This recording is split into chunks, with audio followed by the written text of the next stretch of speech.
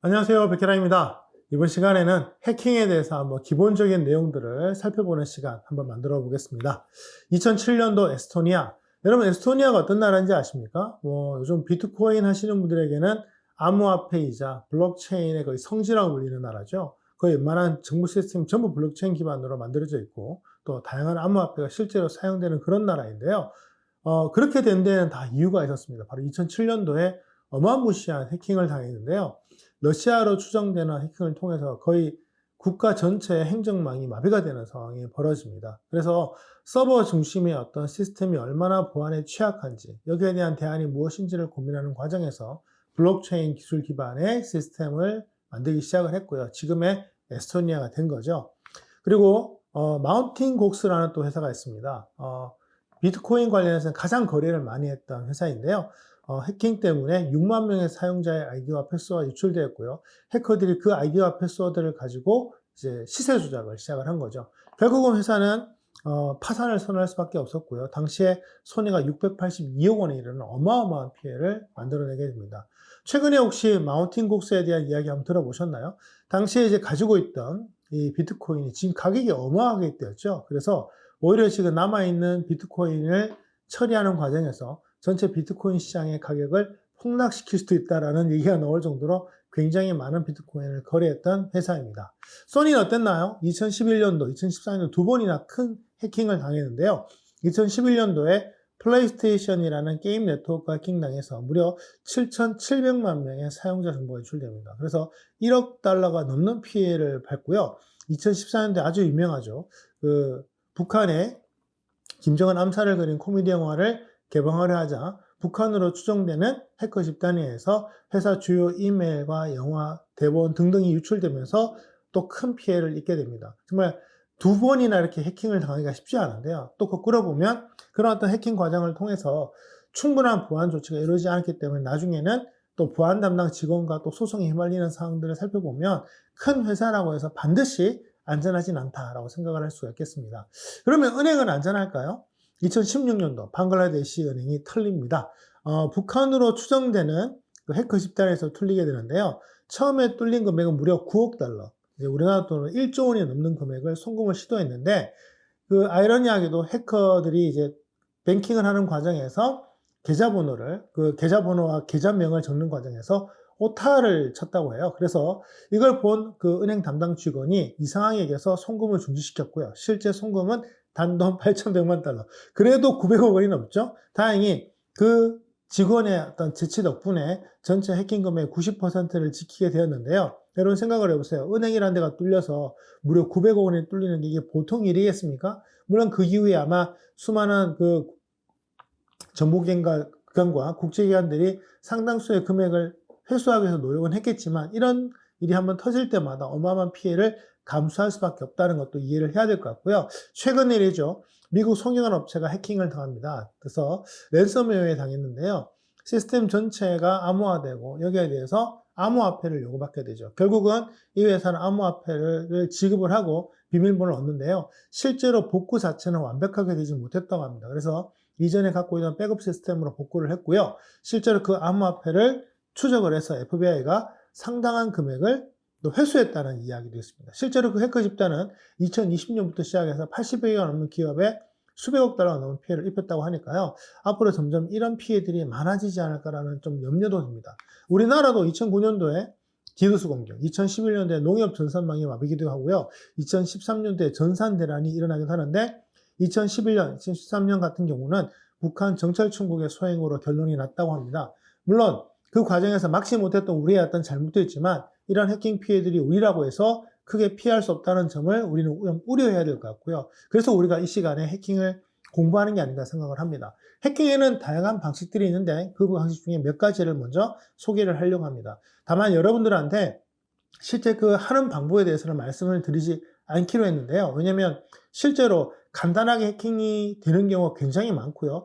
실제로 많은 사이트들의 보안 상태가 별로 좋지 않기 때문에 간단한 툴로도 해킹이 되는 사례가 너무 많아서 자칫 저희의 의도와 또 상관없이 피해를 입으시는 분들이 생기기 때문에 전체적인 개념만 전달을 하고 실제 코드라든가 사용법에 대해서는 강의에는 담지 않을 생각입니다. 하지만 굳이 공부하시겠다면 여러분들이 인터넷 통해서 찾아보시면 다 나오니까 그런 점들을 좀 체크해 주시길 바라고요. 또 그만큼 해킹이 쉽게 된다는 얘기는 사이트에 대한 보안이 그만큼 취약하다라는 뜻이기도 하니까 보안 담당자들께서는 항상 신경 쓰셔서 방어를 잘 해주시면 감사하겠습니다.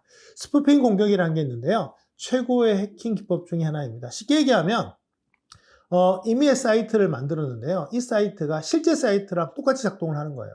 예를 들면 저희가 여러분들의 홈페이지를 방문했는데 실제로 웹사이트 주소는 똑같은데 사이트의 실제 페이지는 다른 페이지인 거죠. 즉 저희도 모르고 그 사이트 주소도 모르는 그런 상황이 벌어집니다. 그러면 제가 그 사이트에 들어가서 각종 정보를 넣게 되면 그 정보는 고스란히 해커 집단이 가져가게 되는데요. IP 주소나 맥, DNS 같은 실제로 그 회사를 증명하는 여러 가지 숫자 값들 자체를 조작을 시켜버리기 때문에 정상적인 사이트로 오해를 하고 들어가니까 굉장히 피해가 생겨도 알지 못하고 넘어가는 그런 어떤 해킹 공격이라고 보시면 되겠습니다. 스니핑과 세션 하이제킹은요, 중간에 좀 빼돌린다는 이런 생각을 가지시면 될 것 같아요. 스니핑은 우리가 이제 네트워크상에서 수많은 패킷, 즉 데이터의 조각들이 떠다니는데 이 조각들을 중간에서 몰래 보는 거죠. 물론 이제 가로채게 되면 패킷이 연결되는 과정에서 불안전하기 때문에 데이터를 전달할 수 없지만 중간에 패킷 자체는 떠돌고 있기 때문에 이것들을 엿볼 수가 있게 되죠. 그래서 우리가 보통 스니핑 되지 않도록 암호화 같은 것들을 하긴 시작하는데요. 예를 들면 그 망 자체에 최종 단말기 근처에서 그 스니핑을 하게 되면 전체적으로 패킷이 모여진 상태에서 들어오기 때문에 좀 위험해질 수가 있습니다. 그런 점에서는 스니핑도 굉장히 그 위험한 해킹 기법 중에 하나고요. 세션 하이제킹은 상대방의 세션이라고 하면 우리가 이제 웹사이트를 클릭을 할 때 딱 클릭을 하면 클릭한 다음에 웹사이트가 로딩이 되죠. 그런 어떤 한 번 한 번을 주로 우리가 세션이라 많이 부르는데요. 그런 세션 정보를 또 훔치는 거예요. 그래서 그 세션을 훔치게 되면 이런 과정을 통해서 이 사이트에 접근되고 여기서 이렇게 넘어가는구나를 알기 때문에 그걸 흉내내 버리면 그 다음 과정이 이어지는 거죠. 그게 예를 들면 뱅킹이 되거나 뭐 포인트를 이체시키거나 물건을 주문하는 과정이라면 실제 이뤄진 것처럼 이뤄지기 때문에 피해가 커질 수가 있고요. 또 이 과정 안에서 서버 권한을 확보할 수가 있게 되죠. 왜냐하면 데이터를 그대로 복제할 수가 있게 되면 실제로 우리가 그 정보를 서버에 전달을 하게 되면 서버에서 그 권한을 줘버리게 되거든요. 그럼 서버에 있는 어떤 데이터를 복사를 하는 것도 정상적 작업으로 봐버리기 때문에 세션 하이제킹도 굉장히 위험한 해킹 기법으로 봅니다. 간단하지만 피해를 많이 입히고 굉장히 자주 나오는 기법 중에 하나가 이제 디도스 공격인데요. 쉽게 얘기하면 통산 서비스 거부 공격, 그 방어하는 공격인데 정상적 작동이 되지 않도록 막는 기법이다 생각을 하시면 되겠습니다. 예를 들면 어떤 시스템에 수많은 데이터가 접속을 하면 이걸 분산을 시키거나 해야 되는데 이걸 못하게 막아서 특정 시스템이 오작동을 일으키는 거죠. 워낙 많은 데이터가 들어가기 때문에 그런 점에서는 한 번에 대량의 접속을 유도를 해서 더 이상 정상적으로 작동하지 않는 것들을 이제 DOS 공격이라고 하는데요. 디도스 공격은 뭐냐면 분산 서비스 공격이라고 해서 여러 개의 작은 컴퓨터들이 모여서 도스 공격을 하는 거예요. 예를 들면 수만 대의 좀비 PC를 만들어 각 PC가 조금씩 패킷을 보내게 되면 각 PC들은 큰 작업이 아니기 때문에 실제로 해킹됐다 할지라도 그 작업이 특별한 작업이 아니라 생각을 하지만 이게 만 대에서 패킷이 모이게 되면 서버 쪽 입장에서는 사이트 입장에서는 만 개의 패킷이 동시에 들어오는 거기 때문에 폭주하게 되거든요. 그러면 이제 다시 도스 공격이 되는 거죠. 그런 점에서 도스 공격과 디도스 공격은 같은 개념인데 한 곳에서 몰게 하느냐 아니면 수많은 컴퓨터가 쪼개서 작은 데이터들을 보내느냐의 차이 정도로만 생각을 하시면 되겠습니다. 버퍼 오버플로우 공격 같은 경우는요, 데이터가 임시로 저장되는 공간을 버퍼라고 부르죠. 그래서 메모리와 메모리 사이에 이 버퍼라는 공간이 존재를 하고 이 버퍼는 데이터를 처리하는 속도라든가 양을 결정할 때 굉장히 중요한 역할을 하는데요. 이 버퍼 메모리는 용량의 한계가 있습니다. 이 데이터를 넘어가게 되면 작동이 되지 않거나 하기 때문에 예를 들면 많은 데이터를 넣을 때는 기존의 버퍼를 지우고 필요한 만큼만 넣고 이런 작업들을 해야 되고요. 실제로 최근에 이제 개발된 프로그래밍 언어들은 이런 버퍼의 메모리 관리들을 자동화해서 해주는데 이걸 강제로 못하게 하거나 혹은 강제로 덮어 쓰게 해서 에러를 일으켜 버리는 거죠. 그런 과정에서 이 데이터의 어떤 가용성이나 완전성을 해치기 때문에 실제로 피해를 입게 되기 때문에 이제 버퍼 오버플로우 공격도 해킹 기법 중에 하나라고 저희가 소개를 하고 있고요. 백도어 같은 경우는 원래 해킹을 하라고 만든 건 아니고요. 작업을 하는 과정에 좀 더 쉽게 하려고. 예를 들면 공사 현장 같은 데 보면 사람들이 일반적으로 들어가는 문은 아닌데 공사 관계자만 들어가는 뒤에 문이 좀 있어요. 그래서 본인들은 잘 알기 때문에 글로 통과를 하니까 이게 쉽게 통과하는데 만약 이 문이 일반인들에게 오픈된다면 그 문으로 누구나 들어가게 돼서 위험한 공사 현장에서 위험한 일을 할 수 있게 되는 거죠. 그런 점에서 이 소프트웨어도 마찬가지입니다. 네트워크나 소프트웨어도 사실 보안이 강화가 된다는 것은 그만큼 불편해지는 거예요. 그래서 이 불편함을 해소하기 위해서 우리끼리 돌아다니는 작은 경로를 하나 만들어 놨는데 이 경로가 유출이 되게 되면 해커들 입장에서 그냥 문을 열어놓는 거나 마찬가지거든요. 기존 해킹 같은 경우는 앞에 수많은 장벽을 쌓아서 그걸 뚫는 과정이라면 백도어 같은 경우는요, 실제로 모든 걸 우회하는 공격이기 때문에 정상적인 보안 시스템은 전혀 느끼지도 못하고 뚫려버리게 되는 거죠. 그런 점에서는 원래 중요한 시스템은요, 백도어를 만들면 안 되는데 의도적으로 만드는 경우도 있고요. 심지어 백도어를 만들어 놓고 이제 물건을 팔아서 그쪽 회사나 그쪽 단체를 해킹하는 경우도 존재하죠. 뭐 중국 같은 기업들이 만든 장비에 백도어가 있다는 얘기들이 지금도 많이 얘기가 되고 있고요. 저도 의심의 눈초리를 사실 걷어낼 수가 없는 게 중국 계열의 장비들이 보면 기본적으로 베이스에 깔려있는 프로그램들이 많습니다. 근데 우리나라도 마찬가지인데요. 그 베이스 프로그램 중에 일부가 나중에 오작동을 일으키거나 시스템 권한을 지나치게 탈취하는 경우가 벌어지는데 나중에서야 그걸 패치를 하거든요. 그런 점에서 보면 굳이 깔지 않아도 되는 소프트웨어를 많이 깐다는 점, 그리고 요즘은 이제 하드웨어에 칩 같은 걸 심어서 백도어를 만드는 경우도 있기 때문에 뭐 좀 알고 써야 된다 생각을 합니다. 그 점에서는 여러분들이 보안의식을 좀 충분하게 갖고 있지 않는다면 많은 정보들을 잘못 쓰게 되면 문제가 되고, 최근에 이제 미국 중심으로 해서 뭐 화웨이 장비에 대한 백도어에 대한 의문이나 불안함을 계속 얘기를 하는 것도 이런 일들이 심심찮게 벌어졌기 때문에 생겼던 거라고 생각을 해요. 그런 점에서는 백도어는 가능하면 개발 단계에서는 만들지 않는 게 제일 안전하다는 말씀을 드리고 싶어요. SQL 인젝션 같은 경우는 웹사이트의 보안 허점을 통해서 SQL 쿼리문을 전송해서 이제 데이터베이스의 중요한 정보를 가져오는 기법인데요. 그 알버트 곤잘레스라고 해서 미국의 해킹 피해액 중에서 가장 큰 사건에 들어가는 피해액입니다. 무려 1억 7천만 건의 신용카드 정보를 훔쳐내는데 이게 공격이 생각보다 쉬운 기법이에요. 그런데 이제 방어한 입장에서는 생각보다 방어가 힘든 기법이기 때문에 보안 위협 1순위에 들어가는 기법 중에 하나이기도 합니다. 그래서 이런 것들이 이제 코드로 본다면 한 A4지 한 2장 정도밖에 안 돼요.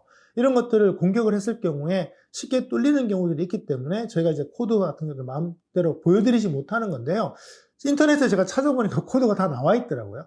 그런 점에서는 선의의 목적으로만 학습을 해주길 바라고, 또한 어느 정도 이제 안정된 보안 조직을 갖고 있는 기업들은 그런 코드들이 패치가 되어서 막혀는 있다는 점을 참고하시면 될 것 같습니다. 일단 중요한 것은 실제로 많은 피해를 일으켰던 해킹 기법 중에 하나라는 거 이해하시면 될 것 같아요. 2007년도 에스토니아는 그 이후에 어떤 일이 벌어졌냐, 이제 보안기업 가드타임과 함께 블록체인 기반의 정부 시스템을 설계를 해서 현재 블록체인 기반 시스템으로 온다면 국가망 수준은 세계에서 제일 잘 되어 있는 나라 중에 하나입니다. 그래서 뭐 전자 여권도 발급을 하고요, 막 전자 시민권도 발급을 하죠. 물론 우리나라도 전자정보가 잘 발달이 되어 있는데 우리나라는 기본적으로 블록체인 기반은 아니거든요. 여전히 서버 클라이언트 기반이기 때문에 만약 우리나라가 북한이나 러시아에서 해킹을 당한다면 우리도 상당한 피해를 입을 수 있는 가능성은 존재합니다만, 저는 뭐 그만큼 또 국정원이나 우리나라의 또 보안 조직을 믿기 때문에 어느 정도 잘 방어하지 않을까 생각을 합니다. 아무튼 이런 큰 사건이 한번 생길 때마다 우리는 많은 변화들을 하게 되는데요. 에스토니아도 그 이후에 블록체인 기반으로 많이 전환을 해서 GDP 2%에 달하는 행정비용을 절감했다고 실제로 발표를 하고 있고요. 수많은 암호화폐나 블록체인 기업들에게는 굉장히 성지 같은 곳이죠. 워낙 잘 되어 있기 때문에 에스토니아 여권을 뭐 일본 아베 총리도 갖고 있다고 할 정도로 많은 사람들에게 관심을 갖고 있는 그런 어떤 국가이기도 합니다.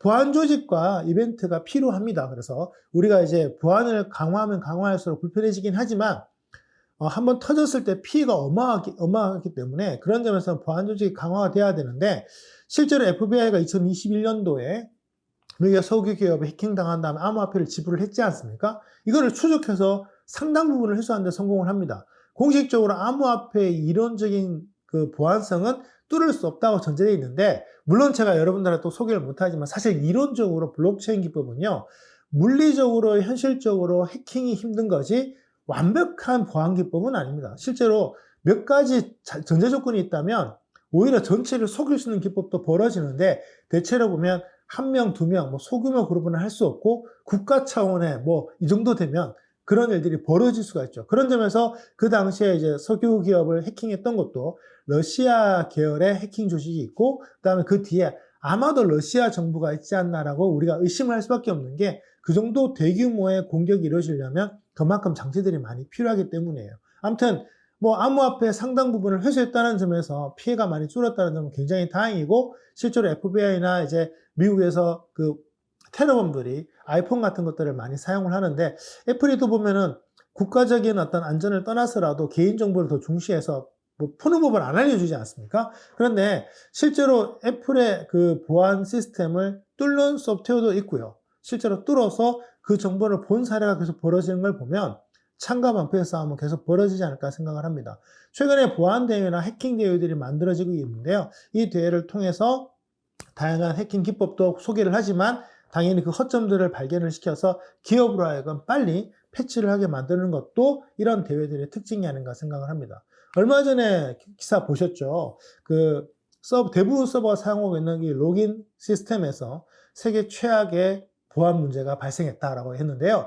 놀랍게도 이 세계 최악의 보안 문제인 이유는 거의 모든 서버에서 이 문제가 있었다는 거예요. 몰랐다는 거죠. 마인크래프트에서 처음 발견이 되었는데요. 서버를 그 로gin하는 과정에서 우회하거나 그다음에 서버의 정상적인 로gin을 피해서 상대방의 정보를 해킹할 수 있는 그런 이제 보안 취약성인데요. 놀랍게도 현재까지 확인된 피해는 거의 없다고 합니다. 왜냐하면 바로 먼저 발견해서 공지를 해서 방어를 했기 때문이에요. 만약 이거를 얘기하지 않고 해커 조직에 의해서 알았다면 이미 뚫고 들어가서 거의 대부분 서버를 해킹을 했을 텐데, 다행스럽게도 이런 것들을 먼저 발견을 해서 공유해서 여기에 대한 보완을 함으로써 많은 문제점들을 해결할 수 있게 된 거죠. 그런 점에서 본다면 위협성은 심각하지만 이걸 선의의 목적에서 발견해서 빨리 패치만 한다면 피해를 거의 일으키지 않고 방어할 수도 있기 때문에, 그런 점에서는 우리가 보안 조직이라든가 보안 시스템, 그다음에 보안 행사들을 계속 관심을 잃고 투자를 해야 될 부분이 아닌가 생각을 합니다.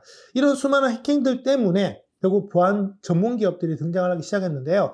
뭐 백신 쪽에서는 세계 3대 보안 기업이라고 하죠. 메가피, 시만텍, 트렌드 마이크로. 그다음에 마이크로소프트도 이제 세계적인 보안 기업의 반열에 들어왔는데요. 윈도우 10에 깔려 있는 뭐 디펜더 같은 경우는 웬만한 무료 백신 중에서도 굉장히 성능이 뛰어난 걸로 잘 알려져 있습니다. 하지만 전 여러분들에게 이제 유료화된 보안 소프트웨어도 꼭 쓰시라고 말씀을 드리고 싶고요. 그만큼 돈을 들이는 만큼의 효과는 보장할 수가 있기 때문에 뭐 하나 정도는 항상 설치를 하셔서 만에 하나의 어떤 위협을 방어하는 게 좋다고 생각을 하고요. 우리나라 같은 경우도 이제 옛날에 안철수 연구소였죠. 안넷 같은 경우에 국내 최초의 최대의 백신 소프트웨어 개발 회사라서 지금은 종합 보안 회사로 가고 있고요.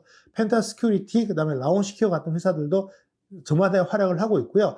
데프콘이라는 이제 행사가 있어요. 여기서 2015년도에 라온시큐어 팀이 연합팀을 구성을 해서 실제로 데프콘에서 한국 최초로 우승을 차지하는 기업도 토했습니다. 그런 점에서 한국의 보안 기술은 굉장히 높은 수준에 올라가 있기 때문에 앞으로도 우리나라의 보안 기업들이 글로벌 무대에서 많은 활약을 할 수 있을 것도 한번 기대해 볼 수 있지 않나 생각을 하고요. 이제 이런 활동을 하다 보면 이제 보안 자격증 같은 것들 여러분들이 좀 염두에 두시면 좋을 것 같은데, 국내에서 제일 많이 하는 게 CSB라고 하죠. CISSP 이 자격증을 굉장히 많이 쓰고 있고요. SIS 같은 경우는 보안과 관련 실질적 테스트 관련된 자격증이고요. CISA는 보안 및 감사 분야의 공인 전문 자격증을 많이 쓰고 있습니다. 뭐 그 외에도 뭐 CI나 정보 보안 기사, 인터넷 보안 기사 같은 경우도 많이 이제 사용을 하고 있고요. 그다음에 뭐 MS의 제품으로 모든 게 구성이 된다면, 뭐 오라클이나 시스코 제품으로 중요한 것들이 구성이 되어 있다면, 각 회사에서 또 추구하는 또 운영하는 보안 자격증들이 존재를 하죠. 그런 점에서 뭐 시스코 같은 경우는 하드웨어 보안 쪽에서 워낙 유명한 회사이기 때문에 뭐 극도의 하드웨어 보안들을 많이 다루는 곳에서는 여전히 시스코 장비를 많이 쓰고 있고요. 오라클 같은 경우는 데이터베이스에서 굉장히 중요하고 또 크리티컬한 데이터를 많이 오라클 데이터베이스로 쓰고 있기 때문에 오라클 관련된 자격증도 많이 다루고 있습니다. 저도 개인적으로 마이크로소프트 자격증 일부를 좀 보고 준비도 좀 하고 있는데요. 뭐 자격증이 없다고 해서 실력이 떨어진다기보다는 여러분들의 어떤 실력을 어느 정도 가늠한다는 측면에서는 한 번쯤 염두에 두시는 것도 좋지 않나 생각을 하고요. 만약 여러분들이 보안 전문가로서 성장을 하고자 한다면 이런 자격증들을 통해서 공부의 어떤 계획들을 좀 잡아둘 수도 있기 때문에, 또 그런 자격증을 아무리 취득하게 되면 유효한 기간 안에 그런 회사들로부터 단체로부터 보안에 관련된 많은 정보들을 받으실 수가 있습니다. 그런 정보들을 통해서 보안에 대한 부분들을 내가 좀 낯서지 않아도 정보들을 받게 되면 그만큼 좀 편리하게 보안을 강화할 수 있기 때문에 이런 자격증도 한번 적극적으로 활용해 보시기를 바랍니다.